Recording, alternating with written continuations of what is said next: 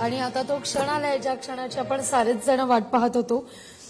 सिद्धेशजींच्या मुलाखती करता मी लोकशाही मराठीच्या संचालिका आणि लोकशाही मराठीच्या डिजिटल हेड अंजली नायडू यांच्याकडे मुलाखती करता सूत्र सोपवते.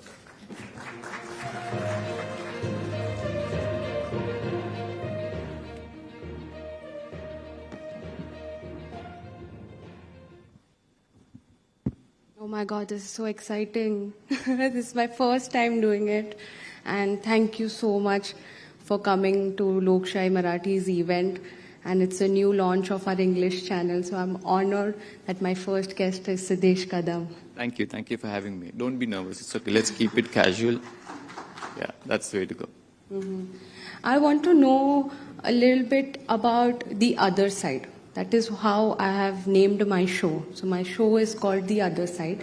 And the reason for naming it was just to know that people have two sides in them. I want to know what side that you don't show to the world. And by starting it, I want to know about your childhood. How was your childhood? Straight to the point. Okay. As a childhood, you know that we belong to a political family. And I'm grateful that though my parents, they didn't get the opportunity to educate themselves. But I'm happy and grateful to my parents that they made sure all of us, I have an older sister and I have a younger brother. All of us are well educated, well traveled, and they were born and brought up in slums. My parents were born and brought up in slums.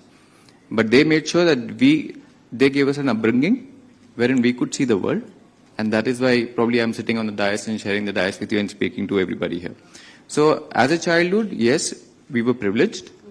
And but from there on, we made sure that it is our journey to make sure whatever legacy me and my brother are carrying, we have to give it back to the society as well. So whatever we learned through the childhood, I think that's what we are carrying forward to my father and to my mother.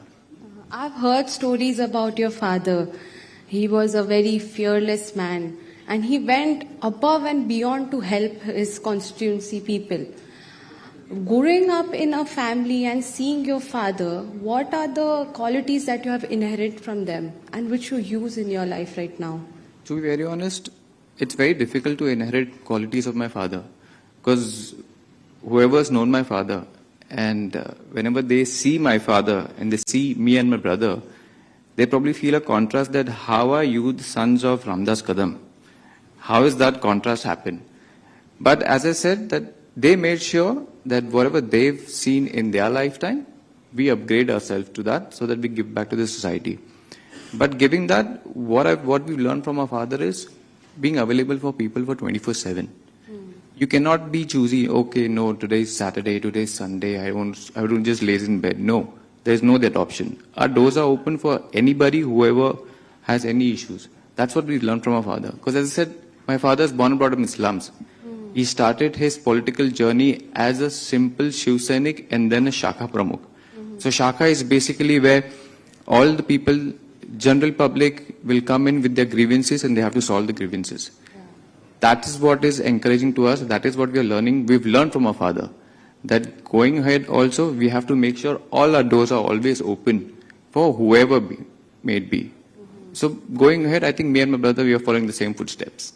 So right now you're in the position of MPCB.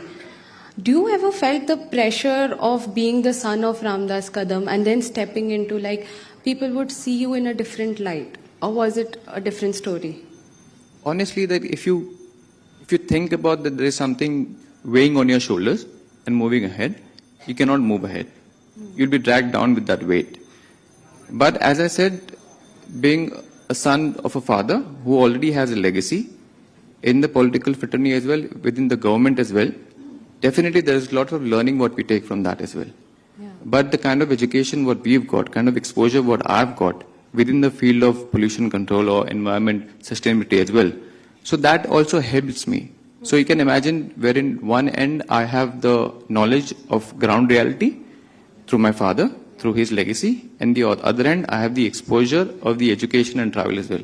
So when both come hand in hand, definitely then all the pressure automatically weighs down, because then your mind and your heart are both in one place and they're in synchrony. So I can work effortlessly. Yes, that's true. And while you were talking about your father has taught you to keep open doors for people, but the role that you're in, can you tell the audience bit about how the MPCB works, and if an ordinary person wants to approach you just merely to tell you what they feel about pollution or just to complain, how can they do that? It's a very important question, Anjana, because Anjani, right? Yeah, Anjani. Because I think I'm one of the few political appointees been appointed at this position. And earlier that was not the case. Earlier the doors were not open for general public. But I've made sure that my doors are open for general public irrespective of whatever their problems are. So within MPCB, there are a lot of platforms where now general public can put forward their grievances and we tend to solve that as well. To add to it, we are in the world of technology, AI. Everybody keeps talking about that. So we can't be left behind. So when this AI phase is going on, so similarly MPCs were also working with University of Chicago so that we can solve these grievances through data management and through data filtering. We can use of AI. I would know that if there are certain complaints happening in this particular area, that data, that AI will help me analyze how can I solve that complaint. So we are using technology as well for general public as well. We have multiple apps across the platform. I'm active on Twitter as well. Sorry, X, but not as active as my friend over here, Priyanka ji, as well. There are a lot of learnings what we need to take from her. But yes, we are getting there. And yeah, our doors are open. And as I'm speaking on this platform, we speak on multiple platforms. There are initiatives wherever I travel, I make sure I connect with industries, I connect with the local NGOs, I connect with the housing societies. We go down there. I don't want them to come to me. For example, a few months back, we had a interaction with the South Bombay Residents Association. We had a sit-down talk, we had a sit-down discussion in their Priyadarshini Park, just to hear about what do they feel, just to know that I want suggestions from you. So I'll give you simple examples. So one of the issues what they were facing was pigeon droppings. So if you get to see, it's a very minuscule issue, but yes, that is harmful. As a pollution control board, it does cause pollution. How do I resolve that? Sitting in an AC chamber, AC office, I would never think of that problem as well. But just because I went on the ground, I spoke to them, I got to know okay, that also can be an issue which needs to look into, because ultimately that affects people's health as well. So we go down to people. That's the approach what we want to keep. I think that is one quality of your father which is being reflected Exactly. here. True. Rather than people coming, you approach them first. I also know that you have done your education from Australia, and Australia is famous for beaches. Personally, I love the Gold Coast beach. Have you been there? I used to say it's St. Kilda. You know where St. Kilda, right? That is just by the beach. Yeah. And compared to that in Mumbai, it's also a huge coastline that we have here. Right. But I will never go and take a dip in Mumbai's sea. Why is that? I feel because I have a perception that most of the sewage that goes inside there is untreated. And that doesn't make me feel comfortable. I don't think even you would go there. But in Australia, you would have. So Very true. And that's the harsh reality what we are facing right now. But let me tell you that we have to compare ourselves to the developed countries, but at the same point of time, it is the difference is the civic sense as well as what system has been placed in that particular country. Is there civic sense within a country, within a city? No. Now, for example, just bluntly, I'll tell you, we are in a phase where monsoon is about to come in, right? Every year, BMC spends around 300, 400 crores about cleaning the river. Yeah. Forget about rejuvenating. To clean the river. Have you heard of that anywhere in Australia happening? No, exactly. But why do you have to clean the river? Who makes the river dirty? Who throws the trash in the river? It's the people, right? The Mumbaikas, basically. Everybody who they throw the trash. If you don't throw the trash won't go in the sea, and the sea won't get dirty. The another question was about this sewage, untreated sewage. Now, I won't go to the political side to it. The floods were in 2006, if I'm not wrong. Since 2006 till 2026, there were 7 sewage treatment plants which were planned in year 2006 after the massive 2006 floods. Okay. It's been 20 years. We're still not able to build those STP plants. They're under construction right now. Probably next 3 years. I've personally visited all those 7 plants which are under construction, and those are state-of-the-art plants. But 20 years they were not been constructed. I don't want to get into the political side why it didn't happen, but yeah, people know why it didn't happen. But once in next 3 years, when those plants will be fully functional, no untreated sewage will go into the city in the sea. That is the target what MPCB, what state government, and what Mumbai Corporation has, and I'm pretty sure that we will achieve. But it has to work hand in hand with the people of Mumbaikar as well as the governance. The governance, their job is to govern the people. But every time just penalizing is not the only solution. It is a self-motivation or self-responsibility as a Mumbaikar as well that I want to keep my city clean.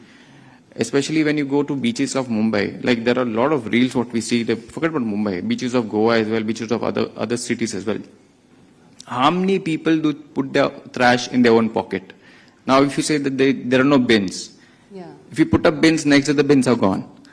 So that is civic sense. So unless people realize that it is my city, it is my state, it is my country, that sense doesn't come in us, it's very difficult to see that change. That you see in other countries. You've also traveled across, I've also traveled abroad. We see that sense of ourness, sense of minus, this is my city, my place, my town, I want to keep it clean. Until unless that doesn't happen, it is very difficult to see a change. I believe in carrot and stick mentality. Yeah. If you don't do it, there is a stick available. If you do it, we'll incentivize. I mean, So- it's true that we have to take some personal responsibility. True. And then only we can question why is it not there.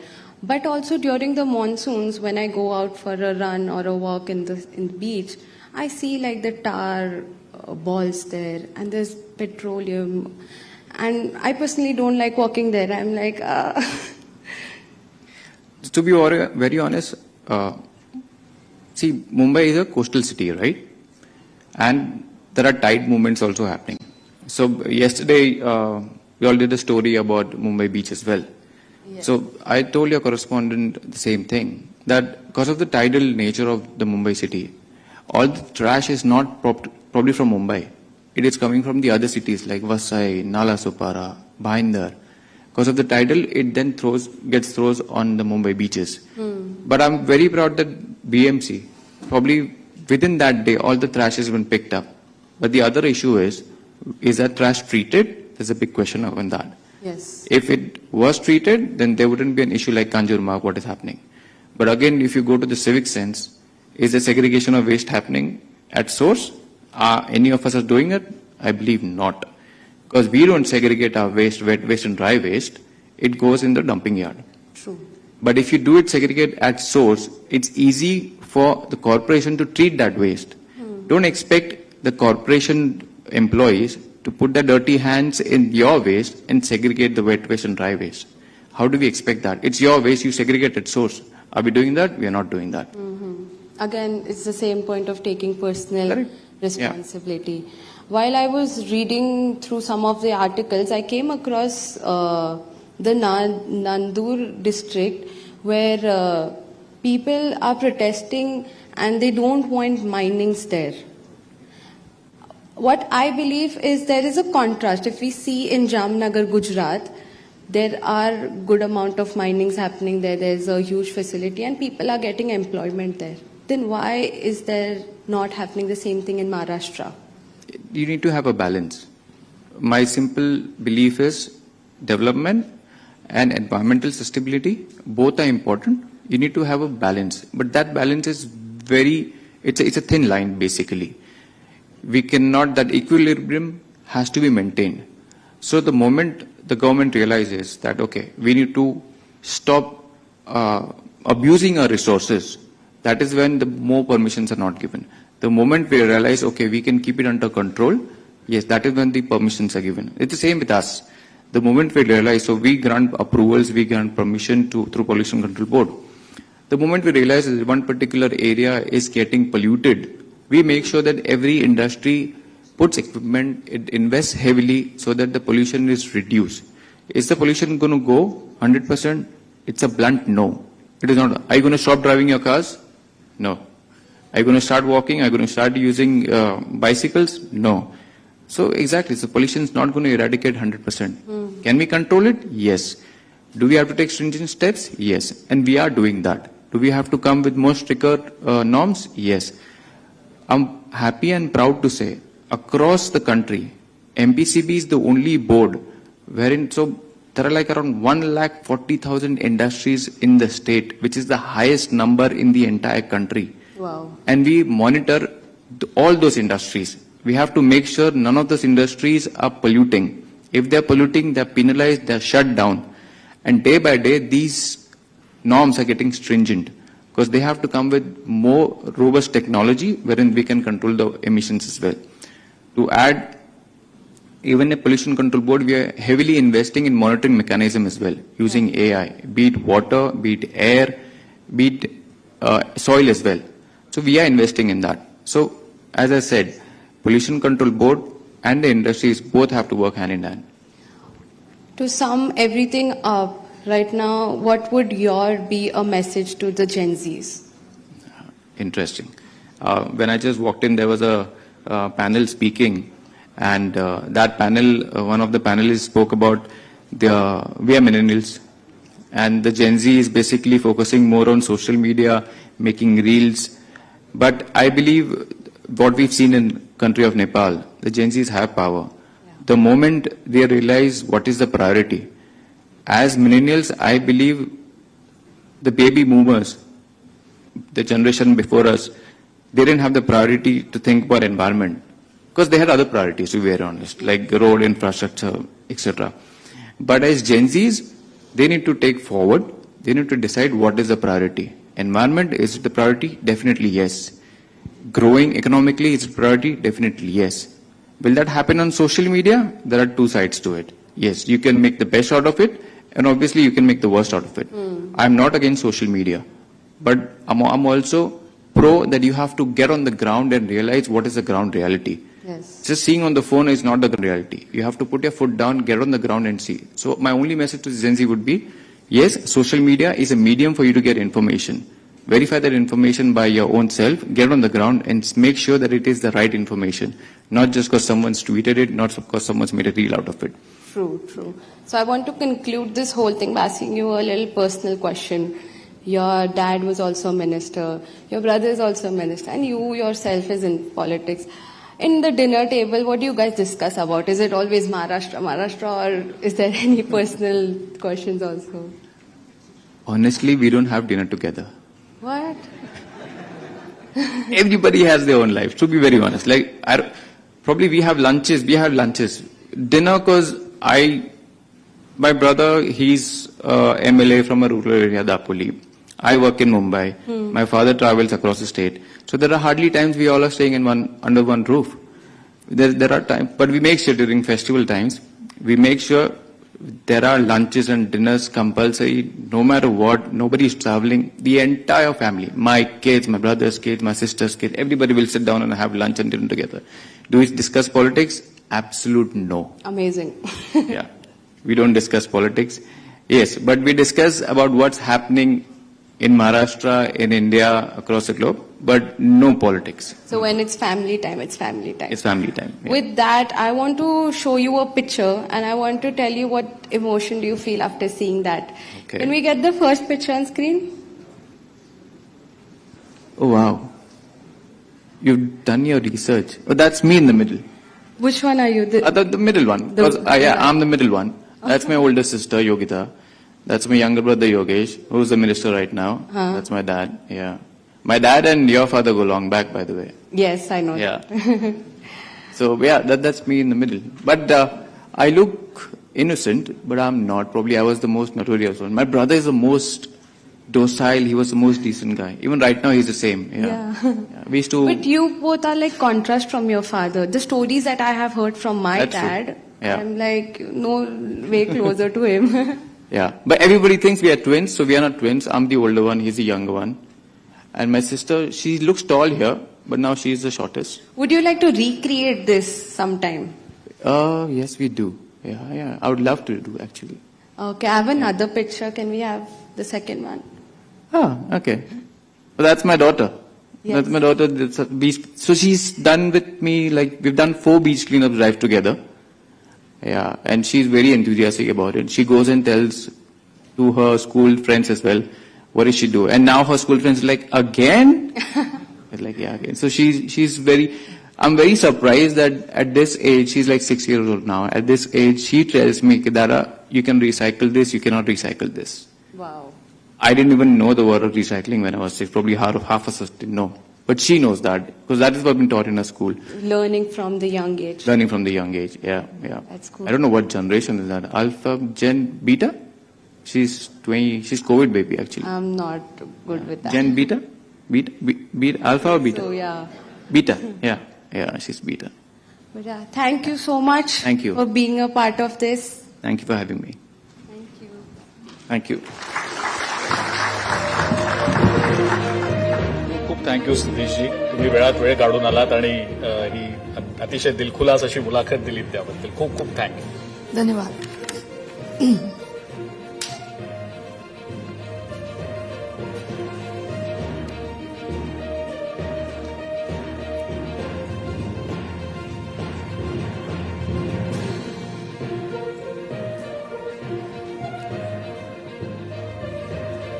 Siddhesh कदम यांची ही आत्ताच आपण मुलाखत बघितली इंग्लिशमधली.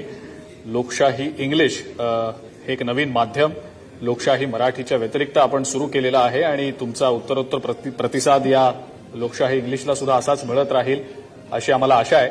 आणि लोकशाही इंग्लिशच्या social media हँडल्सना सुद्धा तुम्ही नक्कीच फॉलो आणि लाईक करायला, सबस्क्राईब करायला विसरू नका.